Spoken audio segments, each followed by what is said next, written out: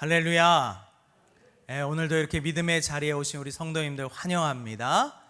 오늘도 이 시간 주님 앞에 뜨겁게 기도함으로 우리의 모든 문제가 해결되고 때로는 이길 수 있는 힘과 능력이 우리에게 주어지기를 주님의 이름으로 축원합니다.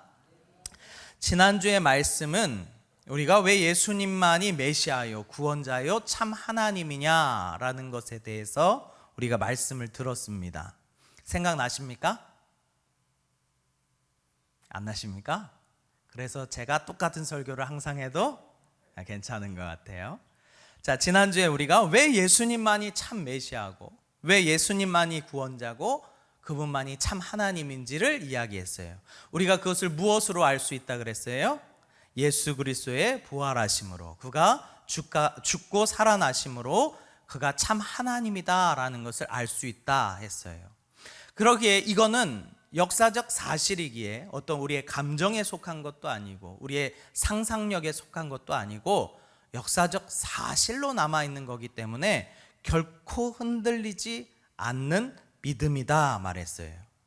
단지 2000년이라는 시간만 지났을 뿐 그때에 본 제자들이 예수님의 부활하심을 보고 기록하였고 그것을 후대에 계속 전함으로 말미암아, 그리고 성령님께서 그 일을 함께 항상 도우심으로 말미암아 오늘날 그 복음이 우리에게까지 주어져서 우리가 그 예수 그리스도를 믿게 된 줄 믿습니다. 자, 그런데 이 사실을 모두 다 믿었을까? 아니요, 꼭 그렇진 않아요. 모두 다 믿지는 않았어요.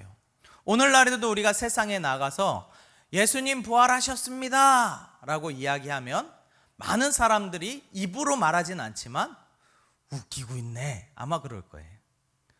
부활이 어딨어? 죽은 자가 살아나는 것이 어딨어? 라고 믿지 아니하는 사람들이 있을 거예요. 심지어 그들은 우리를 어떻게 보면 예수에 미친 사람, 맹목적인 믿음을 가지고 신앙생활하는 사람이다 생각할 수도 있어요. 그러나 저는 복음을 더 믿고 믿으면 믿을수록 이것은 가장 이상적이고 이성적이고 객관적인 사실 위에 기반한다라는 것을 더 강력하게 깨달을 수가 있어요. 그 시대에 기록했던 역사적 증거들, 증인들, 또 역사학자들의 기록들, 또 믿음을 지키기 위해서 순교했던 사람들의 믿음과 그것을 기록했던 내용들이 꼭 성경뿐만 아니라 그 시대를 기록했던 많은 역사가에 의해서 기록되어져 있다 이 말이에요. 그래서 특별히 이 역사학자들은요, 기록된 역사들이 사실이냐 아니냐 그 유무를 따지기 위해서 쓰는 여러 가지 기법들이 있어요. 그 기법 중에 하나가 뭐냐면 역사 교차 검증이라는 방법이에요. 역사 교차 검증, 즉 여러 개의 자료를 수집하여 가지고 그걸 교차적으로 서로 대조해 보는 거예요. 당연히 그런 작업들을 하지 않겠습니까? 무엇이 진실인지 무엇이 거짓인지 밝혀내기 위해서. 왜냐하면 역사라는 것이 100% 다 진실만 기록하고 있지는 않거든요. 그렇기 때문에 그런 것들을 잘 걸러내기 위해서 이 역사 교차 검증법이라는 것을 통해서 역사들을 서로 비교해 봅니다. 그래서 어떠한 하나의 역사적 사건이나 그런 주장하는 것들, 이런 것들을 다양한 시각에서 여러 사람의 문헌에서 그것을 확인하고 그것을 종합적으로 이 토대로 그것을 정확성을 높이기 위해서 이렇게 행하는 기법이 바로 역사 교차 검사 방법이에요. 그래서 다른 자료들과 검사를 해서 모순은 없는지, 잘못된 기록은 없는지 이것을 계속 찾아보는 겁니다. 이러한 방법은 꼭 역사에서만 아니라 범죄자들을 신문하고 그 범죄자들이 벌인 그러한 문제들을 해결하기 위해서도 실제적으로 쓰인다 그래요. 그래서 우리가 잘 알듯이 증인들을 다 다른 방에 세워놓고 아니면 한 사람씩 불러서 신문하는 거예요. 이 사람 신문하고 이 사람 신문하고 이 사람 신문하고 이 사람 신문하고, 그러면 각자 어떠한 상황에서 어떠한 일들이 벌어졌는지가 기록에 남겠죠. 그러면 그것을 서로 비교해 보는 겁니다. 그런데 신기한 것이 그거 아십니까? 그 모든 상황과 기록이 똑같이 전개되면 그것은 거짓이라고 판명이 돼요. A라는 사람과 B라는 사람과 C라는 사람과 D라는 사람이 한 사건에서 이야기하는데 완전 똑같다. 그러면 이건 진실일까요? 거짓일까요? 거짓이라는 거예요. 이것을 담합이라고 합니다. 담합. 그러니까 사전에 짠 거예요. 그래서 완전 똑같이 나올 수밖에 없는 거예요.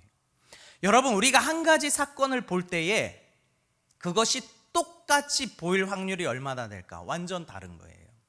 만약에 화재가 났다고 생각합시다. 화재가 났는데 그 화재 난 집 주인이 보는 것과 와서 소방관이 끌 때 보는 것과 그리고 보험사 직원이 나와서 보는 것과 그 옆에 동네 주민이 보는 것과 다 다릅니다. 다 달라요. 먼저 집주인 생각해보세요. 정황이 없어요.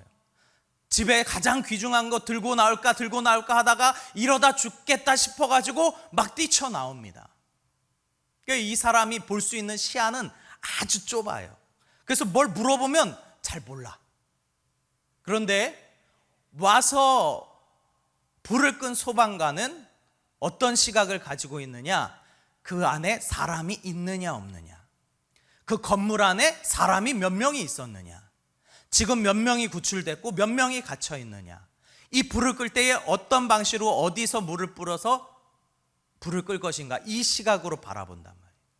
또 보험사 직원은 어떤 시각을 가지고 있을까요? 이 불의 시작은 어디서 됐는가? 혹시 방화는 아닐까? 그 안에 있던 사람의 어떠한 실수로 이 불이 일어난 건 아닐까? 정기적 문제가 아닐까? 만약에 정기적인 문제라면 내가 배상할 것이 아니라 그 전기 담당을 한 사람이 배상해야 되는 거 아닌가? 이러한 것들을 따져보기 시작합니다. 과연 그 사람들이 보는 게 같을까요? 다를까요? 달라요. 생각보다 판이하게 다릅니다. 근데 그 모든 증거를 종합하여 보는 경찰관은 이것을 딱 종합하면서 여러 가지들을 유추하고 찾아내고 하겠죠. 근데 한 가지 확실한 결론이 나는데, 어떤 결론이 나냐면 불이 났었다는 결론이 나요. 이게 아무것도 아닌 것 같죠? 불이 났었구나라는 정확한 증거가 나온다 이 말이에요. 왜요? 불이 나지 않고서는 그 많은 사람들이 그렇게 많은 증언을 할 이유가 없는 거예요. 그러니까 경찰관은 몇 시 몇 분에 이 불이 나서 어떤 식으로 꺼졌구나라는 것을 확실하게 알아낼 수 있다 이 말이에요. 그러면 그 방법을 성경의 기록으로 대조해 보면 부활의 사건도 마찬가지다 이 말이에요. 성경에 보면요, 예수님의 무덤에 간 여인이 한 명이었는지 두 명이었는지 세 명이었는지 성경마다 다 다릅니다. 그거 아십니까? 성경마다 달라요. 그곳에서 본 동산지기가 천사였는지 예수님이었는지 그것도 달라요. 성경에 기록된 것을 보면 어떤 성경에는 제자들이 뛰어가서 그 안을 살폈다라는 이야기도 있고 그런 기록이 없는 성경도 있어요. 왜 성경은 이렇게 다 다르게 기록합니까? 본 사람, 그 시각이 달라서 그래요. 그런데 그 시각이 다르다고 그게 다 거짓말이냐? 아니에요. 우리가 이것을 통해서 확실히 알 수 있는 결론이 있는데 어떤 결론입니까? 부활은 있었다라는 결론이에요. 부활은 있었다라는 결론이에요. 이게 역사학적 교차 방법으로 인해서 검증하는 방법이에요. 이게 상당히 많이 쓰입니다. 수많은 역사학자들이 초대교회의 그리스도인들의 모습에 대해서 기록하고 있어요. 어떤 사람은 핍박에 살기 위해서 도망치는 사람, 믿음을 지키다가 순교하는 사람, 잡혀가서 콜로세움에서 사자랑 싸우는 사람, 밤에 몸에 불이 붙어 등불로 쓰이는 사람들, 그것 때문에 배교하는 사람들, 그럼에도 불구하고 지역마다 다니면서 교회를 세워가는 사람들, 수없이 많은 기록들이 남아 있어요. 꼭 성경만 말하는 것이 아니에요. 그 시대의 그리스도인들이 어떠한 행위, 어떠한 행동들을 했는가가 엄청나게 많은 역사들로 남아져 있어요. 근데 그것을 다 종합해서 결론을 내면 어떤 결론이 나는 줄 아십니까? 예수님의 부활은 있었다라는 결론이 나와요. 그러니까 우리가 믿는 이 예수님께서 부활하셨다는 이 사실은 우리가 그냥 눈 덮어놓고 그분 하나님이니까, 그분 하나님이 보내신 하나님의 아들이니까 부활했어가 아니라 실제적으로 그 시대에 있었던 수많은 역사들과 역사학자들과 증인들과 증거들을 통해서 낸 결론이 예수님께서 부활하셨다 이거예요. 할렐루야. 무슨 말인지 이해되십니까? 그러니까 이것은 실제라는 거예요. 부활이 있지 않고서는요, 초대교회 성도들의 그런 행동들을 설명할 방법이 없어요. 그들이 왜 갑자기 순교했냐 이 말이에요. 왜 예수님의 제자들이 어느 날 갑자기 미친 듯이 일어나서 예수님의 부활을 증거하고 다녔냐 이 말이에요. 왜 사도들이 그 모든 지역들을 돌아다니면서 뭐가 미쳤다고 예수님께서 부활하셨다고 증거하고 다녔냐 이 말이에요. 왜 그렇습니까? 예수님께서 부활하신 것이 사실이기 때문에 그래요. 역사적 사실이다 이 말이에요. 그럼에도 불구하고 예수님의 부활하심은 그 시대에 딱 한 번 일어난 사실이기 때문에 그 후대의 사람들이, 믿지 않는 사람들이 많았어요. 그 사람들을 향해서 미리 예언하신 말씀이 있어요. 우리 사도행전 13장 40절에서 41절입니다. 우리 같이 한번 읽어보겠습니다. 시작. 그런즉 너희는 선지자들을 통하여 말씀하신 것이 너희에게 미칠까 삼가라. 일러스되 보라, 멸시하는 사람들아, 너희는 놀라고 멸망하라. 내가 너희의 때에 당하여 한 일을 행할 것이니 사람이 너희에게 일러줄지라도 도무지 믿지 못할 일이라 하였느니라 하니라. 하박국 선지자를 통하여, 하박국 선지자 1장 5절에 기록되어 있는 내용인데 어떤 내용입니까? 이 멸망당할 사람들아, 너희 때에 한 일을 행할 것인데 많은 사람들이 너희에게 일러줄지라도 도무지 이거는 믿지 못할 일이다 라고 너희가 할 거라는 거예요. 그러니까 오늘날에도 마찬가지입니다. 우리가 예수님의 부활하심을 많은 사람들에게 증거하지만 수없이 많은 사람들이 이야기하기를, 야 그거는 믿지 못할 일이야, 야 그것을 어떻게 믿냐 라고 하는 사람들이 많을 거라는 거예요. 그런데 이 사람들은 어떤 사람이라는 거예요? 멸망에 빠져들어갈 사람들이다 라고 미리 구약의 선지자를 통하여서 예언했다 이 말이에요. 이 똑같은 말씀이 신약에 어디에 기록되어 있냐면 누가복음 16장에 기록되어 있습니다. 누가복음 16장에 어떤 내용이 있냐면 부자와 거지 나사로 이야기가 있어요. 이 부자와 거지 나사로 이야기가 예수님의 부활의 사건과 연관이 있는 거 아십니까? 우리가 그 내용을 한번 보려고 그래요. 16장 27절에 보면 먼저 이 부자가 그리고 거지가 죽어서 부자는 지옥에, 그리고 거지는 아브라함 품에 안겼어요. 그런데 이 아브라함 품에 안긴 나사로를 보면서 이 부자가 구걸을 합니다. 주여, 제발 저 나사로의 손에 물을 찍어서 내 혀에 한 방울만 떨어뜨려서 내 혓바닥을 서늘하게 해주세요 라고 하는 그러한 부탁을 합니다. 그랬더니 뭐라고 말씀하셔요? 너와 내 사이에는 큰 구렁텅이가 있어 이쪽에서 그쪽으로 갈 수 없고 그쪽에서 이쪽으로 올 수 없다 그래요. 그런데 그때 번뜩 이 부자에게 한 가지 생각이 떠오릅니다. 왜냐하면 아직 죽지 않았던 내 형제들이 생각난 거예요. 그 형제들에 대하여 부탁하는 내용이 나오는데 누가복음 16장 27절에 나와요. 한번 보겠습니다. 이르시되 그러면 아버지여 구하오니 나사로를 내 아버지 집에 보내소서. 내 형제 5이 있으니 그들에게 증언하게 하여 그들로 이 고통받는 곳에 오지 않게 하소서. 그랬더니 아브라함이 이르시되, 하나님이죠, 아브라함이 이르되 그에게 모세와 선지자에게 있으니 그들에게 들을지어다. 여기서 모세와 선지자는 하나님의 말씀을 뜻합니다. 그들에겐 말씀이 있으니, 선지자들이 있으니, 구약의 말씀이 있으니 그 말씀을 듣고 그들이 믿을 것이다 그랬더니 이 부자가 뭐라고 말하냐면 30절에 보니까 그렇지 아니하나이다. 아버지 아브라함이여, 만일 죽은 자 가운데서 그들에게 가는 자가 있으면 회개하리이다. 이렇게 얘기해요. 만일 죽은 자 가운데서 살아나서 그들에게 가는 자가 있으면 그것을 보고 그들이 믿을 것입니다. 회개할 것입니다. 라고 이야기해요. 그랬더니 이 하나님께서 단호하게, 이 아브라함이 단호하게 이야기합니다. 우리 31절 같이 한번 읽어보겠습니다. 시작. 이르되 모세와 선지자들에게 듣지 아니하면 비록 죽은 자 가운데서 살아나는 자가 있을지라도 권함을 받지 아니하리라 하였다 하시니라. 만일 죽은 자 가운데서 살아나는 이가 가서 이야기해도 그들은 안 들을 거야. 이 일은 그 시대에도 있었습니다. 예수님께서 살아나셨다는 그 이야기를 들었음에도 불구하고 바리새인들과 서기관들과 제사장들은 그것을 믿어요, 안 믿어요? 안 믿습니다. 안 믿어요. 오늘날도 마찬가지예요. 오늘날에도 죽은 자가 살아나는 그 일이 바로 오늘 우리 이 시간에 일어난다 할지라도 하나님의 말씀으로 믿지 아니하는 자는 그것을 봐도 안 믿는다 이 말이에요. 그것을 봐도 안 믿습니다.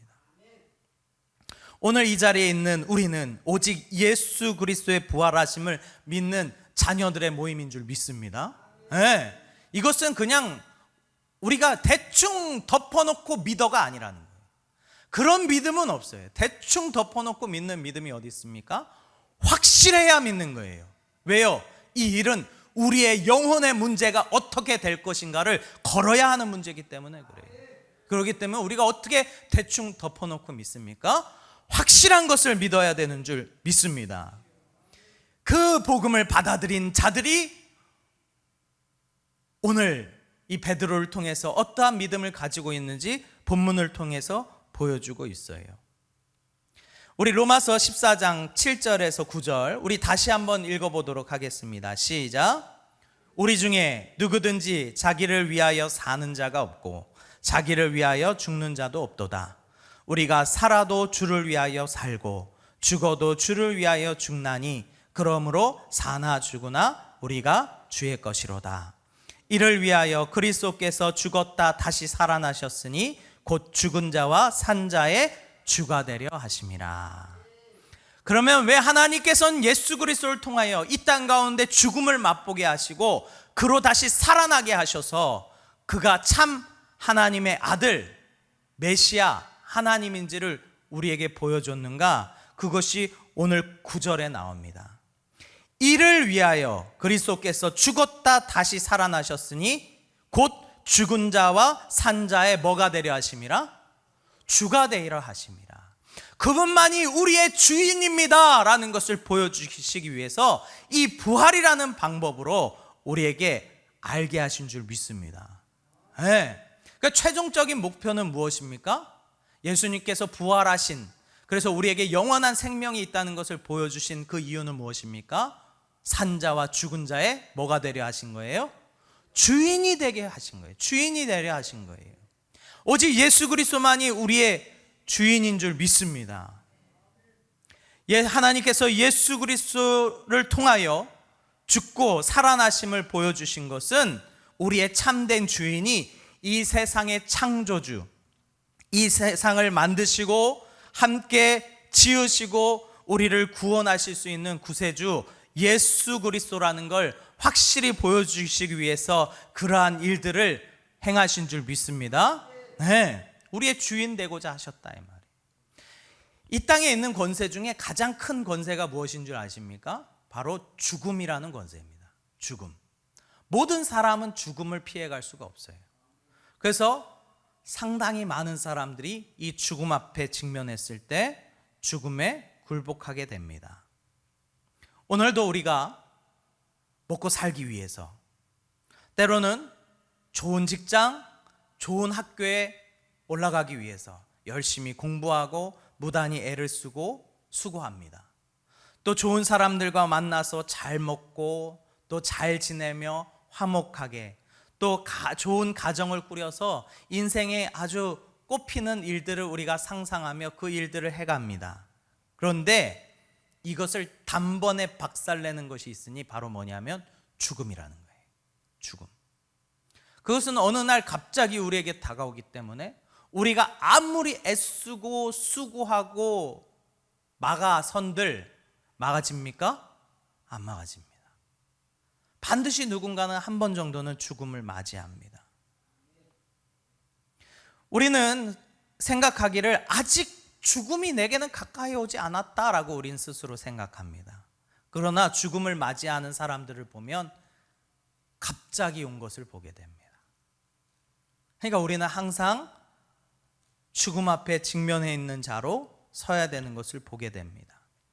전에 있던 교회 한 장로님이 이제 돌아가셔서 납골당에 가봤어요. 납골당 우리 수원 연화장 가면 이렇게 원통으로 되어 있잖아요. 그래서 이제 장례를 치르고 시간이 좀 남아서 납골당을 이렇게 삥 돌아봤습니다. 그러면은 수없이 많은 항아리들이 쫙 진열돼 있잖아요.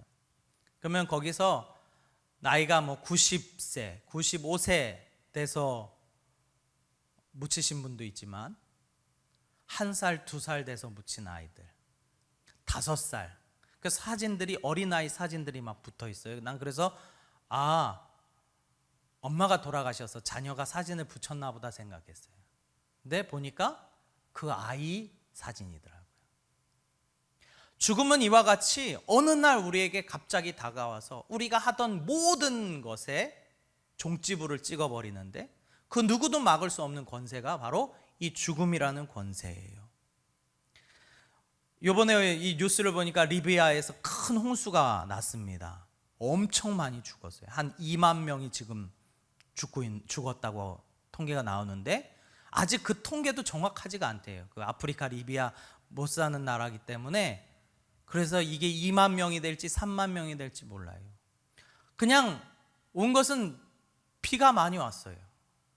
열대성 이 폭우가 내렸는데 그 산 위에서 물이 쌓이다 보니까 댐 하나가 무너져서 휩쓸고 내려오고 밑에 댐이 하나 있었는데 그것도 견디지 못하고 쓸고 내려왔는데 마지막 끝에 바닷가에 있는 도시 전체가 물로 다 휩쓸려서 나가버렸어요.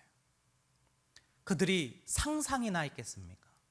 그 2만 명, 3만 명이나 되는 그 사람들이 당장 내일 죽음이 임할 것이라는 것을 상상이라도 했겠습니까? 그런데 죽음은 그렇게 오더라 이 말이에요.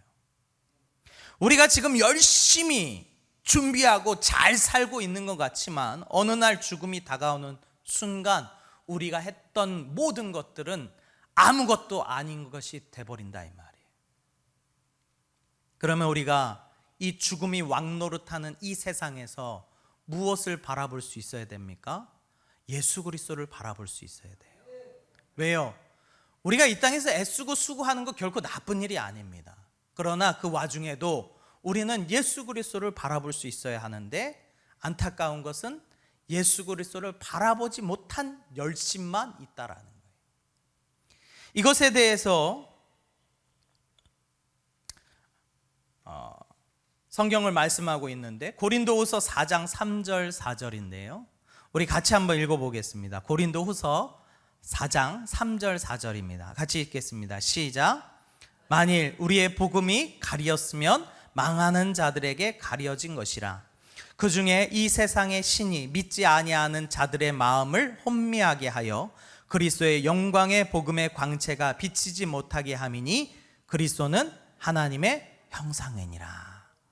이 사단 마귀가 이 땅에서 가장 많이 하는 작업이 뭐냐면 예수 그리스도의 영광의 복음의 광채가 그들에게 비춰지지 않도록 계속 가려댄다 이 말이에요. 계속 가려대요. 그래서 우리가 정작 바라봐야 되는 예수, 죽으시고 부활하셔서 우리의 주인 되시며 영원한 생명을 가지신 그분을 우리가 바라보고 살아갈 수 있어야 되는데 그것을 자꾸 다른 것들로 가리는 거예요. 세상 명예, 세상 돈, 세상에 잘 되는 거, 나의 자녀가 성공하는 거, 내 사업장이 잘 되는 거, 얼마나 많은 도구들을 가지고 그 예수 그리스도의 복음의 광채를 가려댑니까? 그것에 가려지면 안 보이는 거예요. 예수 믿는 것 같은데 예수 안 믿는 거죠. 믿음이 있는 것 같은데 어떻게 보면 믿음이 없는 거예요. 이러한 모습이 우리에게 있다 이 말이에요. 그래서 아까 말했듯이 14장 9절에 보면 이를 위하여 그리스도께서 죽었다 다시 살아나셨으니 곧 죽은 자와 산 자의 주가 되려 하심이라. 할렐루야. 오늘도 우리의 인생의 주인이 누군지 확실히 보실 수 있는 우리 성도님들 되시길 바랍니다. 우리의 인생의 주인이 누굽니까? 납니까? 예수님이다 이 말이에요. 우리의 주인이 가장 강력할 때가 언제냐면 내가 주인 될 때예요. 내가 주인 될 때. 그래서요, 우리가 예수님을 믿어도요, 참 신기한 건 저 사람이 믿는 예수와 이 사람이 믿는 예수가 다르다 이 말이에요. 사람들이 다 자기가 믿고 싶어 하는 예수님을 믿어요. 그래서 예수님이 설령 그러려고 분명히 말씀에 죄는 사망이다. 그런데 죄랑 싸울 생각을 안 하죠. 설마 이것 가지고 지옥 가려고. 그래서 그냥 그 예수님을 자기의 입맛대로 다 잘라내다 보면 결국 누가 나오느냐? 자기 자신이 나온다 이 말이에요. 자기 자신을 믿고 있는 거예요. 자기 자신이 주인이 돼서 자기 자신을 믿는다 이 말이에요. 성경에 기록된 그 예수 그리스도, 말씀하신 그 예수 그리스도가 우리의 참 주인 하나님이신 줄 믿습니다. 그러니까 우리가 성경에 있는 말만 해야 된다 이 말이에요. 왜 예수님은 이럴 것이다, 설마 이러려고, 이것 때문에 그러려고 이런 말 하지 말자 이 말이에요. 우리가 말씀 가운데 우리에게 보여주신 우리의 예수 그리스도, 그분을 우리의 주인으로 섬겨야 되는 줄 믿습니다. 그러기에 우리가 오늘도 예수 그리스도를 나의 주인으로 고백하면 더 이상 우리의 삶 가운데 그 사망의 권세는 힘을 잃게 되는 줄 믿습니다. 예수 그리스도를 진실로 그분만이 죽고 살아나셨구나, 그분이 참 하나님이구나 라는 것을 믿으면 그 죽음의 권세가 꺾여버린다 이 말이에요. 많은 믿음의 선진들이 죽음 앞에서도 예수 그리스도를 부인하지 않을 수 있었던 이유는 무엇입니까? 예수님에게 영원한 생명이 있다는 것을 확실히 믿었기 때문인 줄 믿습니다. 오늘날 우리에게 필요한 믿음이 그것입니다. 삶이 평탄할 때는 나타나지 않아요. 그러나 결정적일 때 나타난다 이 말이에요. 내가 정말 믿는 사람인지 안 믿는 사람인지 나타난다 이 말이에요. 우리가 정말 예수 그리스도를 나의 주인, 나의 영원한 생명의 구원자라고 여긴다면 우리가 더 이상 세상과 예수님을 저울질하는 것을 그쳐야 됩니다. 직장 때문에, 가족 때문에, 집이 멀어서, 일이 바빠서, 힘들어서, 이것 때문에, 저것 때문에 안 된다고, 못 한다고. 그 결국 결론은 무엇입니까? 내가 주인입니다 라는 거예요. 예수님이 주인이 아니라 내가 주인입니다 라고 지금 이야기하는 거다 이 말이에요. 이것은 결국 예수님을 믿는 것 같지만 믿는 척하는 우리의 모습일 수도 있습니다. 오늘도 이 시간 예수 그리스도를 우리의 주인으로 모시기를 주님의 이름으로 축원합니다. 주님께서 죽고 살아나신 줄 믿습니다. 우리의 주인 되시기 위하여 이 일을 우리에게 보여주신 줄 믿습니다. 그러기에 우리가 더 이상 곁눈질하지 않고 세상과 저울질하지 않고 오직 예수 그리스도만 따라가는 믿음의 자녀들 되기를 주님의 이름으로 축원합니다. 아멘.